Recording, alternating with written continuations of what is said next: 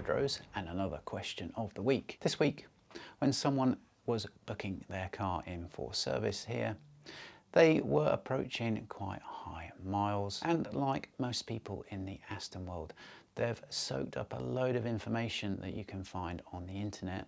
They've seen something, they've worried about it, and they think that it might apply to them, so they've been cautious and asked me the question, should I be worried about it? Bit of a problem when the internet is giving out helpful advice, but that helpful advice isn't really coming from an engineering background. There aren't many people making content in the Aston world, so when those people who are making content say something, it has to be right, right?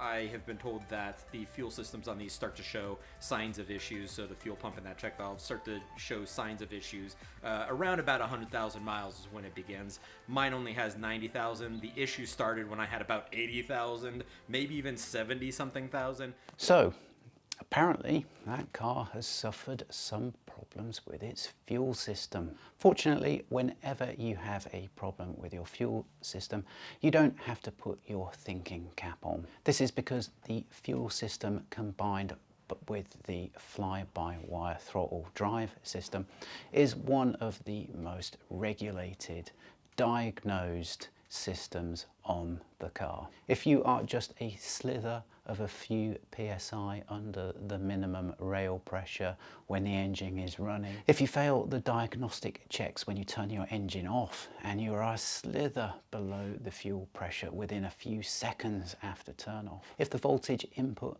to any of the sensors is too high, too low, the list of potential errors to your fuel system from fuel tank, pump, rail, injector is endless, meaning that the reasons that the check emissions light could come on and a forced shutdown could come on are many and will happen frequently if there's just the slightest thing wrong. As we've just heard in that clip there, this car has been harbouring a fuel system issue for 20-odd thousand miles, but not once did a diagnostic light trigger. Let's listen a bit more to see if we can understand the real issue going on here. Today I'm going to be doing some diagnostic work on my 2007 Aston Martin V8 Vantage. Now recently I replaced the starter motor in this car because I've had some issues for a very long time with the engine first cranking on and turning over and idling properly. Well, during the last year, I've replaced the spark plugs, coil packs, battery, and the starter motor itself, and none of that worked. In my last video, I said that I thought it was heat from the exhaust manifold that had burned up the starter, but it turns out that was not the case. Even after replacing the starter with a new one, I still have that starting issue. After replacing the starter and the issue not being resolved, I got another bit of confirmation as to what the issue may actually be. During some warm-up runs on the dyno at that shop in Texas, before my radiator popped, we had noticed some erratic fueling while taking some preliminary readings. And between the starting issue and the erratic fueling, we came to decide that, well, it's got to be a fuel issue. So recently I called up a buddy of mine who's one of the best Aston Martin technicians in the world and chatted with him about it, and he agreed that it was my fuel system. But he brought up something I hadn't considered. It turns out there's something inside the fuel tank that could have gone bad and led to the issues I'm having. If that's the case, then I'm going to have a quick and easy fix. If it's not, well, the stuff inside the fuel tank can get really expensive, and I'll be talking more about that too. So from that, I think we can gather that there's some sort of fuel pressure delivery problem, and that is causing some drivability problems. And it's causing, I think, but we'll just delve into the video a bit further, we think what that's doing is causing a delayed start, meaning that the starter motor is having to crank a couple more revolutions per start, and all of those couple of revolutions across all of those starts added together have resulted in a starter motor which has failed prematurely and has got nothing to do with the extreme heat that it was exposed to. So he's now on the way to the workshop, and he pictures a succession of screenshots. First is saying that my fuel system issues have been showing symptoms. Unfortunately, whilst they show symptoms, They don't appear to show any error codes, remembering that the fuel system is one of the most monitored systems on the car. Because of that fuel delivery problem, the engine was struggling to turn over during its startup. The engine would have some occasional hesitation on the first few moments of driving. Well, yes, they all do. It's called a very lean mixture just immediately after start, and that's the most difficult place to pass the emissions. So if it was running richer on fueling, there wouldn't be any hesitations, but you know, a bit of a fluffy drive when you first started is pretty normal. And it would sometimes be unable to maintain constant fuel pressure. Well, if you're 1 or 2 psi below the threshold, then there's going to be a big red symbol on the dash and you're going to go into limp home, and that's going to tell you that you weren't at the right fuel pressure. So, you know, this is a DIY how-to, but we're not really shown what the fault is, and we're certainly not properly shown how to fix it. But we're just told that, okay, the diagnosis was so quick that the camera didn't even catch it. We plugged an OBD scanner and we checked the fuel pressure. The fuel pressure struggled to get up to the proper level and then immediately dropped to nearly 0 when the engine was turned off. The fuel pressure should not drop more than a psi or so during the 12 to 20 hours following the engine being turned off. So as I said before, the fuel system is one of the most monitored systems on the car. So if you have a fuel system error, you will be told by the check engine light that you've got a problem, and then when a garage plugs in, if there were any faults on the fuel system, there's just going to be loads and loads of fault codes that are going to prompt you what part of the fuel system is wrong. If ever the engine management system detects fuel pressure is low and low enough to go below the threshold or cause the engine a problem, or even to the point where you notice a symptom, because in reality before you notice any symptom this fault code is going to come on, then the check engine light will come on and P0087 will be illuminated, which is fuel system pressure. If there was any bleed back to the tank, so when you turned off the rail pressure dropped. Now normal rail pressure is 55 psi. So when you key off, it needs to maintain at 55 psi. If it doesn't, there's a problem with the fuel system. And the check that he says there is done between 12 and 24 hours is actually done within 0 to 10 seconds after the engine has stopped. If between 0 and 10 seconds the rail pressure drops by 10 psi, so 45 psi, the next time the engine is turned on, the check engine light will illuminate. It can't be monitoring between 12 and 24 hours because, you know, you could park up in an extremely hot ambient, and physics mean that you're going to get some fuel starvation, some cavitation in the fuel line. So there are external forces which could cause the rail pressure to change. Therefore, monitoring it 12 to 24 hours after you've turned off is not going to work out too well. And which is why the manufacturer only monitors 10 seconds after it's turned off. It's when spouting BS like this to engineers that know exactly how the system works that it really does turn comical. Well, that was a quick and easy diagnostic job. We found out really quickly that it is my fuel system that is the root cause of all of my issues. Unlike in the last video when I said it was my starter that was burnt out, it wasn't the starter was burnt out so much as my fuel system failed, and it caused my starter to burn out because there wasn't enough fuel pressure for the starter to do its job, and it had to keep struggling for the engine to turn over and keep fighting it. So what I have to do next is replace some of the components of my fuel system.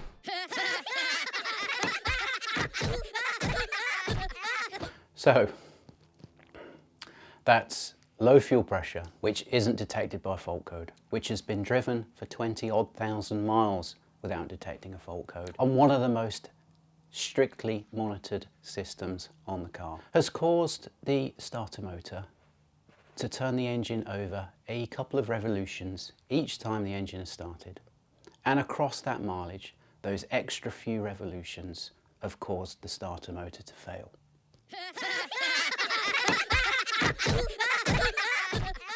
Even without understanding any engineering, there's a basic sanity check that could put that argument to bed. That car has done 90,000 miles and has a problem with its starter motor because for 20-odd thousand miles it struggled to start. What about cars that have done 120, 130, 150,000 miles.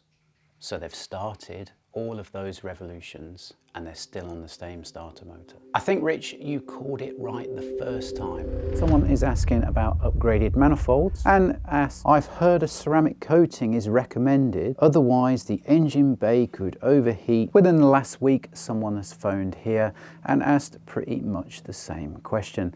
And in both cases, I think I can identify where the question is stemming from, which means where I previously wouldn't have really spoken about this, I will speak about it now in a forum chat, because some other vendor, some other people's kit is suffering problems and my kit is being tarred with the same brush when clearly our kit is leaps and bounds ahead. So as we can see in this video here, unfortunately someone has completely frazzled their starter motor because the right side exhaust manifold, which the standard factory exhaust manifold did have heat shielding on for a reason, this particular exhaust manifold has zero heat shielding on. We have got the starter out. The starter is now out. Let's go in here so you can see where the starter used to be, is up in this space. And the exhaust manifold was also up in this space as well.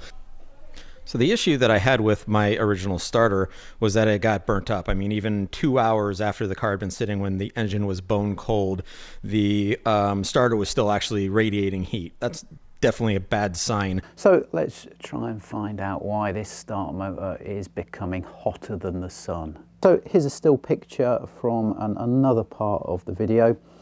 And you can see that there is a Rizzler paper which separates the exhaust manifold from the starter motor. Whoever supplied that manifold without a heat shield and whoever fitted that exhaust manifold so close to the starter without a heat shield, both of them either have their intellects measured by Rizzler papers, or they were smoking the contents of the Rizzler papers. Here's what properly engineered kit looks like. The Bamfordrose kit has substantial heat shielding on the right side exhaust manifold, and this goes beyond the heat shielding that the factory put on in the first place. So in answer to this question on the particular forum, then no, the manifolds do not need ceramic coating. Ceramic coating is quite an expensive process, and although being quite exotic, it just isn't called for here. The other left side of the engine needs no heat shielding whatsoever because there are no ancillaries on that side. It is just the ancillaries on the right side of the engine that do need protecting from heat. I just don't get this. It's not for customers to ask the question, oh, do I buy this upgraded exhaust manifold and then should I ceramic coat it or apply a heat shielding? This is down to the vendor of the equipment. How can you release an exhaust manifold which will fry ancillaries, which is only separated by the thinnest slither of Rizzler papers of an air gap between the manifold and this particular ancillary, the starter motor? It is a defect in the product not to come with a heat shield. And for anybody that's ever had one of these products fitted that does not have a heat shield on the exhaust manifold, I would suggest you get back in touch with whoever you bought that kit from, whoever installed it for you as part of a contract of supply and fit, that they take your car back in, remove the exhaust manifold and fit a heat shield. If not, as was the case with this poor chap Rich in the video here, means running without a heat shield is inevitably going to end up in starter motor failure or worse, other ancillaries which are fried.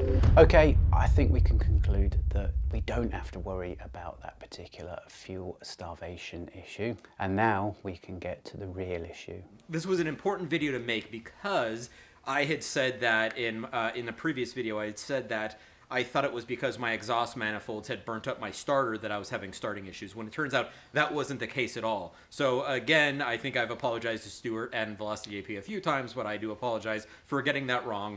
That was misinformation, and for the people that email me regularly saying, hey, why are you doing this with your exhaust manifolds and blah, I get it, but that wasn't the issue. The issue here was entirely, the startup issue that I've had for so long is entirely down to the fuel system.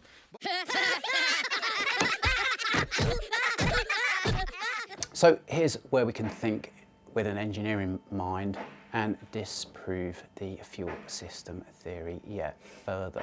When you go to start your car, you'll press the start button and you'll hear it crank over for a period of time before it actually fires. During those rotations, we call it compressions, and each time you can hear a defined compression is one compression event. The cam and crank shafts are synchronizing.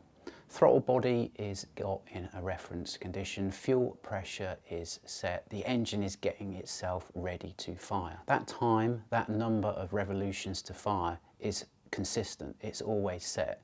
You could have a cold start and it's the same amount of compressions. You could have a warm restart, same amount of compressions. If the engine is going to start, it will start within that amount of compressions. It never changes, it's consistent, because from key on, that's what it takes to synchronize everything, and the engine management system has got the engine ready to fire. We can go back to an old video of Rich's where he cranks his car up, and this is where we know that it's on the old starter motor. So let's count the number of compressions it takes to start this engine on the old starter motor.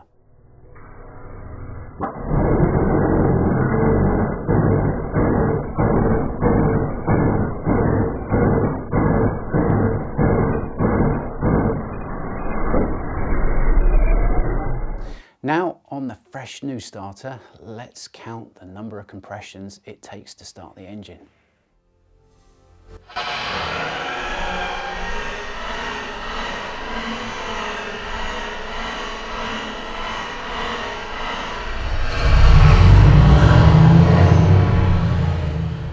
I make that 15 compressions on each starter. So the old starter motor is struggling to start turnover because the starter motor is worn, because it's been subjected to heat hotter than the sun. But by the time it cranks the engine over those 15 or so compressions, it starts the engine. Now let's just listen to that old starter motor in normal playback time. Now let's listen to the new starter motor in normal playback time.